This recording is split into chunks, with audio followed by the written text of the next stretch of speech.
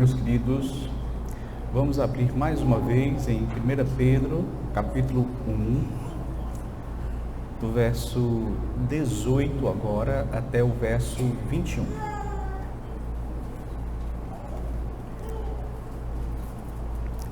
Pedro, capítulo 1, do verso 18 ao 21. Nos diz assim a palavra do Senhor: sabendo que não foi mediante coisas corruptíveis, como prata ou ouro, que fostes resgatados do vosso fútil procedimento que vossos pais vos legaram, mas pelo precioso sangue, como de cordeiro sem defeito e sem mácula, o sangue de Cristo, conhecido com efeito antes da fundação do mundo, porém manifestado no fim dos tempos por amor de vós, que por meio dele tendes fé em Deus, o qual o ressuscitou dentre os mortos e lhe deu glória, de sorte que a vossa fé e esperança estejam em Deus. Até aqui, queridos, a leitura da palavra do nosso Deus. Meus queridos, hoje daremos continuidade à nossa série de meditações na carta do apóstolo Pedro, na primeira carta do apóstolo Pedro. E hoje eu gostaria de meditar com os irmãos nesse texto que nós acabamos de ler, sobre o seguinte tema: o resgate dos forasteiros. O resgate dos forasteiros. E eu gostaria de destacar alguns pontos aqui relacionados a este tema, com base no texto que nós acabamos de ler. O primeiro ponto que eu gostaria de destacar é que nós precisamos esclarecer o que significa resgate. Qual é o significado da palavra resgate? Veja, a palavra resgate, na língua grega, significa libertação como resultado do pagamento de um determinado preço. Então, na época em que o apóstolo Pedro escreveu esta carta, a pessoa poderia libertar, por exemplo, um escravo, desde que pagasse o valor do seu resgate. Então, ao pagar aquele determinado valor, o escravo estava livre do domínio do seu senhor. Hoje, quando nós ouvimos falar a respeito de resgate, quando se trata de um sequestro, quando uma pessoa é sequestrada e cobra-se um resgate e é preciso que alguém pague o preço do resgate para que a pessoa possa ser colocada em liberdade. Indiretamente, queridos, o texto que nós temos diante de nós, ele nos ensina que todos nós nascemos neste mundo num estado de escravidão do pecado. Todos nós nascemos num estado de condenação. Todos nascemos no mundo como alguém que foi sequestrado, como alguém que está debaixo do domínio do pecado, de Satanás, do mundo, debaixo da maldição da lei. Nós nascemos assim, sob o domínio do pecado, de Satanás, do mundo. E só existe uma maneira do ser humano ser libertado, é se o preço do seu resgate for pago. Só há uma forma do ser humano poder se ver livre dessa escravidão, desse domínio, desse controle do pecado, de Satanás e do mundo. Foi exatamente o pagamento deste resgate que o Senhor Jesus Cristo efetuou quando ele viveu de forma justa e morreu pelos nossos pecados. Ele pagou o preço para que nós pudéssemos ser livres do pecado e da condenação da lei. O Senhor Jesus, ele assumiu a nossa dívida. Ele pagou o preço que era necessário para que pudéssemos ser livres. Esse é o primeiro ponto que nós precisamos colocar antes mesmo de adentrarmos no texto. O significado da palavra resgate. Mas em segundo lugar, de que Deus resgatou os forasteiros. De que Deus resgatou os forasteiros? Veja aí o verso 18.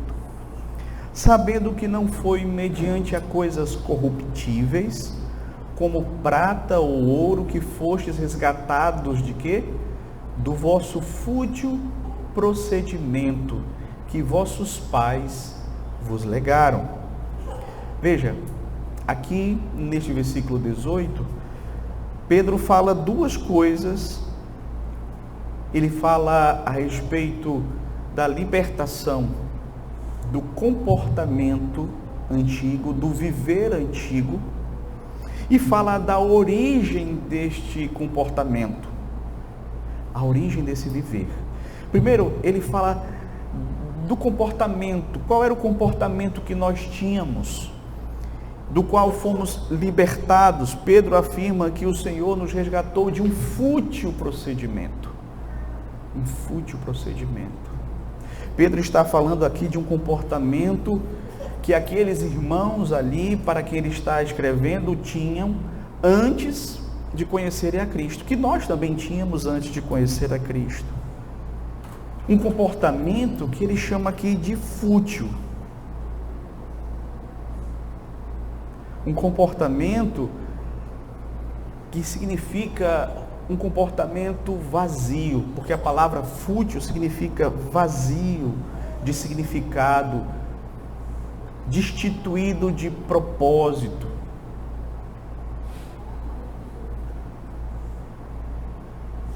Uma vida que, de fato, meus queridos, realmente não valia a pena ser vivida, porque não tinha propósito, não tinha sentido. Assim é o procedimento de todos aqueles que não conhecem a Cristo, que não vivem para a glória de Deus. Qualquer procedimento que não tenha como finalidade glorificar a Deus é um procedimento fútil, sem sentido, destituído de propósito. Mas veja, fomos resgatados deste fútil procedimento. E Pedro fala mais, de onde veio esse procedimento? Qual foi a origem dele?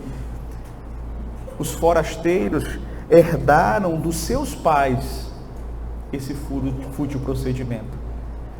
Herdaram dos seus avós, dos seus bisavós, de toda a ascendência, essa inclinação pecaminosa que ainda hoje nos machuca. O pecado e a morte, de acordo com o apóstolo Paulo, entraram no mundo por causa de um homem, e por meio de um homem, todos foram contaminados com o pecado e, consequentemente, com a morte. Todos nós nascemos debaixo dessa herança maldita que os nossos pais nos legaram e que nós vamos legar para os nossos filhos, sim, porque veja, o máximo que nós podemos produzir é um outro pecador. Então, fomos resgatados deste fútil procedimento que os nossos pais nos legaram, Terceiro lugar, qual foi o preço do resgate? Veja que ainda no verso 18 ele fala a respeito disso. Sabendo que não foi mediante a coisas corruptíveis, como prata ou ouro, que fostes resgatados do vosso fútil procedimento, que vossos pais vos legaram. Então ele fala de duas coisas aqui. Primeiro, ele vai dizer, concernente ao preço do resgate, ele vai dizer que não foi pago com coisas corruptíveis. Pedro afirma que mesmo as moedas mais preciosas não são capazes de pagar o preço do nosso resgate. Ou seja, nós não somos resgatados por qualquer coisa de valor perecível deste mundo, seja ouro, seja prata, seja o que for. Essas coisas não compram redenção. Sabe por quê? Porque a redenção, ela é cara demais. E o homem mais rico deste mundo, ele não tem como, por meio de toda a sua riqueza, comprar salvação. Por isso que a palavra de Deus diz: de que adianta um homem ganhar o mundo inteiro e perder a sua alma? Mas veja, se não fomos resgatados por preço de coisas corruptíveis, o resgate foi pago com preço de sangue. E isso nós vamos ver aqui no verso 19. Veja só. Mas pelo precioso sangue, como de cordeiro sem defeito e sem mácula, o sangue de Cristo. Duas coisas interessantes que eu gostaria de destacar aqui: a qualidade do sangue e a qualidade do doador do sangue. Primeiro, a qualidade do sangue pelo qual nós fomos comprados. Fomos comprados com um sangue que é descrito aqui como sendo precioso. A palavra precioso significa algo de valor inestimável. Valor inestimável. Não tem como você calcular. Não tem como você calcular.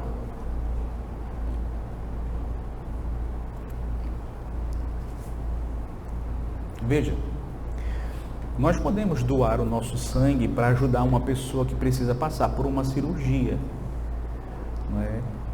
E nesse sentido, você pode salvar temporariamente a vida de uma pessoa, mas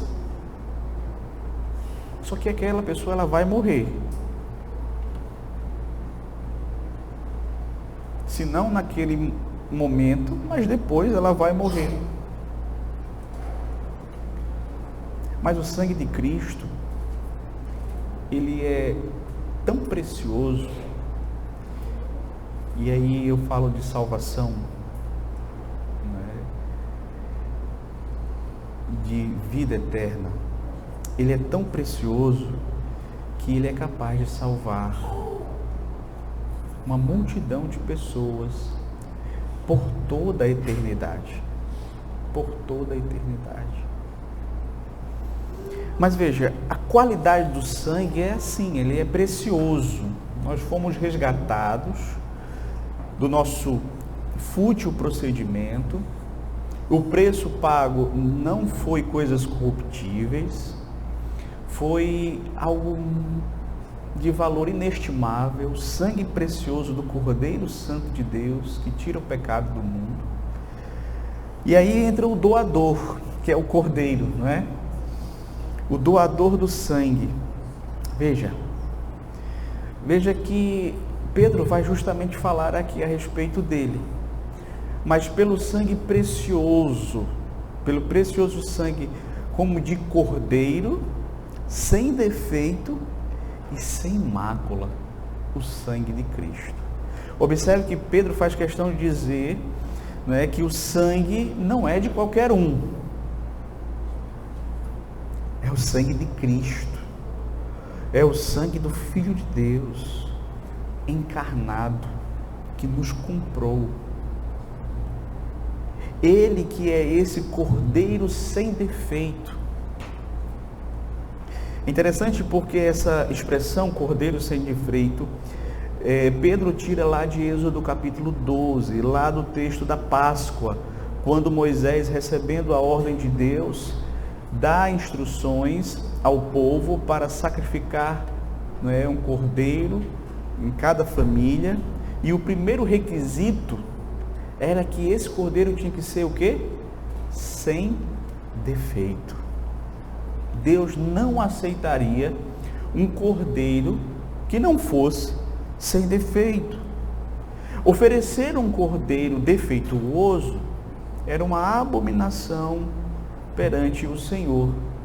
Não porque Deus tivesse alguma coisa contra um cordeiro que fosse defeituoso, não é isso, é porque era o que aquele cordeiro estava simbolizando. Ele não podia ter defeito, ele tinha que ser o quê? Perfeito. E mais, e veja que Pedro continua e diz: cordeiro sem defeito e sem mácula. Ou seja, esse também aqui era um pré-requisito. O cordeiro tinha que ser sem mácula, ele não podia ter nenhuma mancha.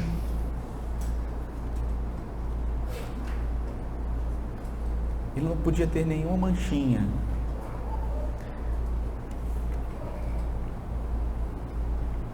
E tudo isso, meus queridos, nós vamos perceber que apontava para a perfeição de Cristo.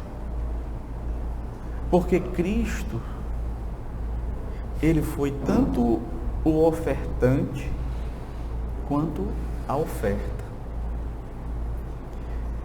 O Filho de Deus.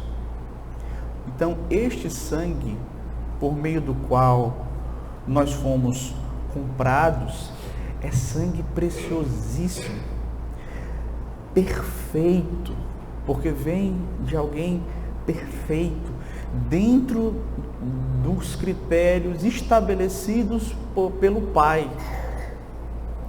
Ele cumpriu todos os critérios, todos os requisitos, todas as demandas, perfeito, santo, puro.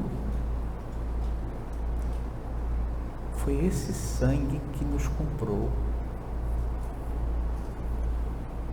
E o que é que nós podemos dizer, em quarto lugar, da eternidade e da temporalidade desse resgate? Veja aí o verso 20. Conhecido com efeito antes da fundação do mundo, porém manifestado no fim dos tempos por amor de vós. Veja, o resgate, ele foi definido na eternidade, é o que diz aqui o apóstolo Pedro. Então, meus queridos, Deus, ele já tinha definido qual seria o preço do resgate antes mesmo da queda. Antes mesmo do homem cair no Éden, Deus já tinha definido na eternidade que o Cordeiro Santo, sem mácula, sem defeito, seria morto. E com seu sangue ele compraria para si uma multidão de pessoas. Mas esse resgate que foi definido na eternidade, ele aconteceu na temporalidade, ou seja, ele aconteceu na história.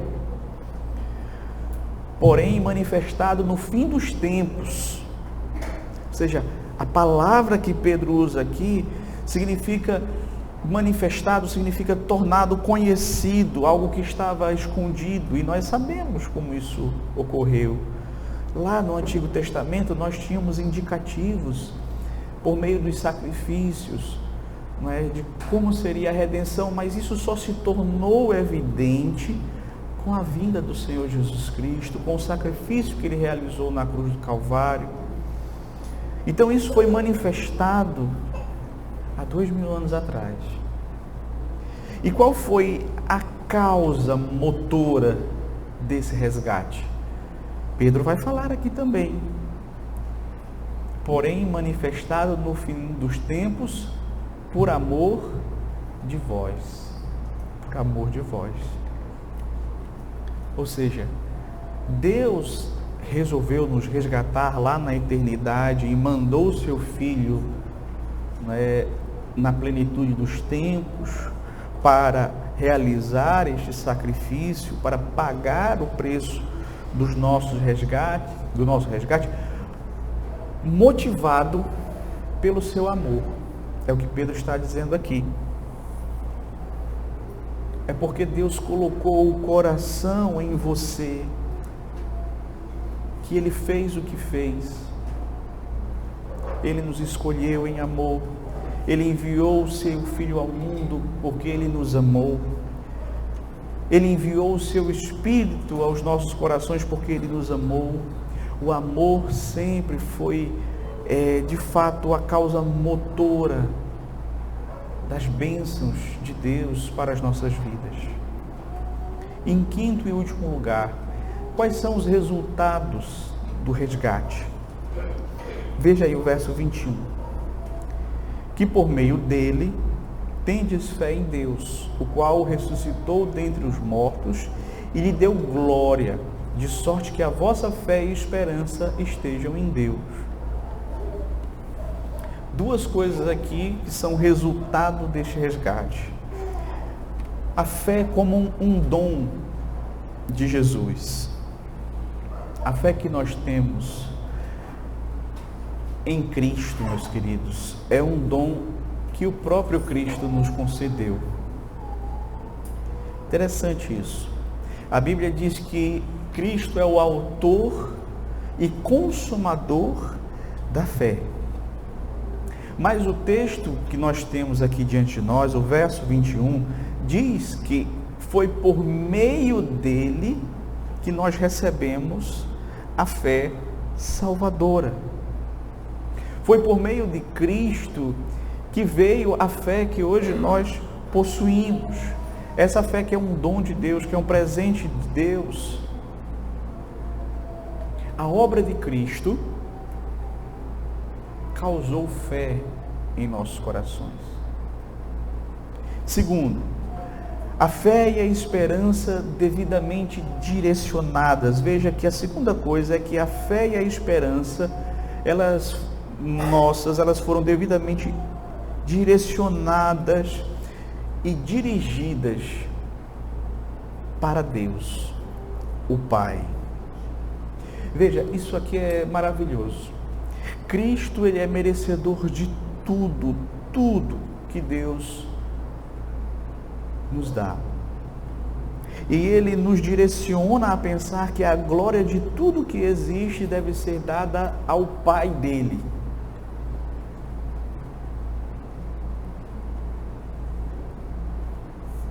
Veja que coisa extraordinária, maravilhosa. Deus, em última instância, é o autor da redenção, porque foi Ele que deu todas as coordenadas para que tudo acontecesse na história, para que tudo viesse a ser concretizado. E nós devemos crer em Deus e esperar somente nele. E se não fosse a obra resgatadora do Senhor Jesus Cristo, nossa fé não poderia ser depositada em Deus. Nossa esperança não poderia ser depositada em Deus. Então, Cristo fez tudo isso para que a nossa fé fosse direcionada para o Pai. A nossa esperança fosse direcionada para o Pai. E Jesus, Ele é o nosso resgatador, que pode chegar à presença do Pai o Pai que é juiz, capaz de condenar pecadores, mas ele pode chegar na presença do Pai e dizer: esse aqui eu já paguei o preço do resgate dele, está aqui o recibo.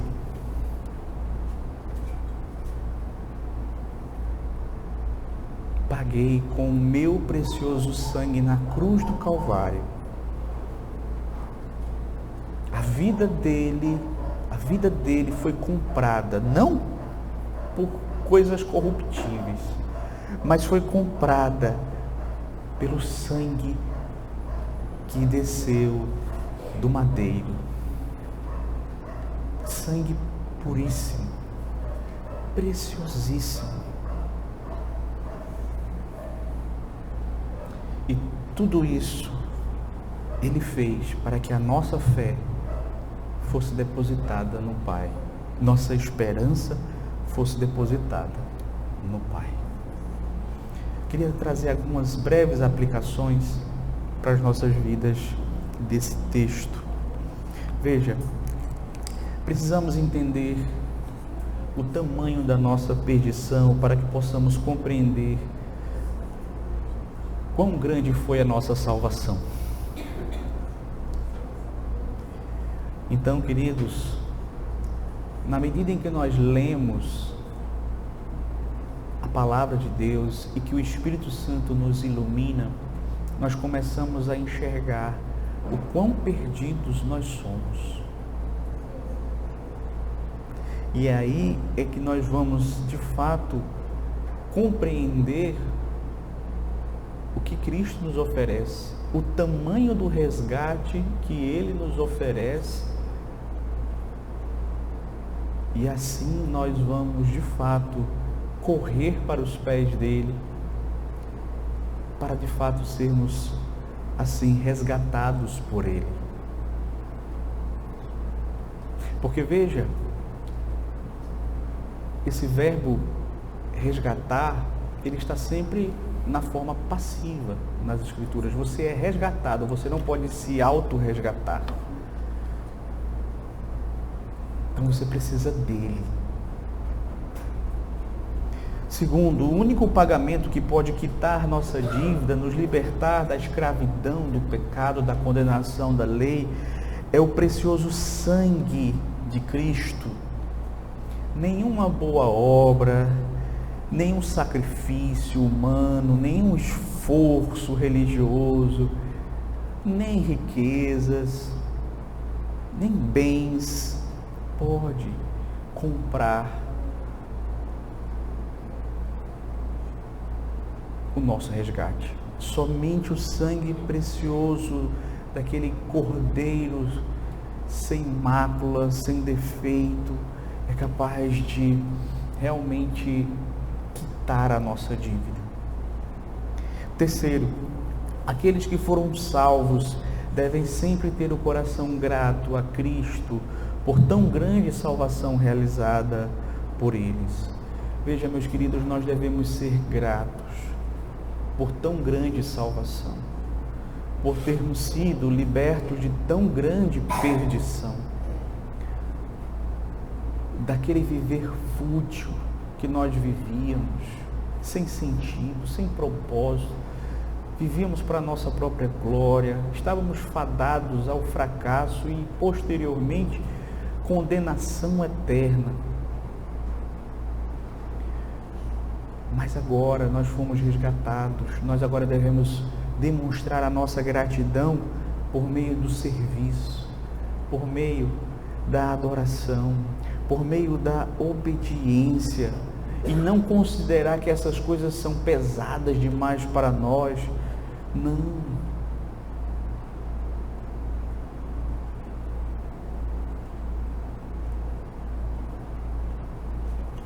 Por fim, precisamos ter consciência de que não éramos nem um pouco merecedores de um sangue tão precioso ter sido derramado em nosso favor.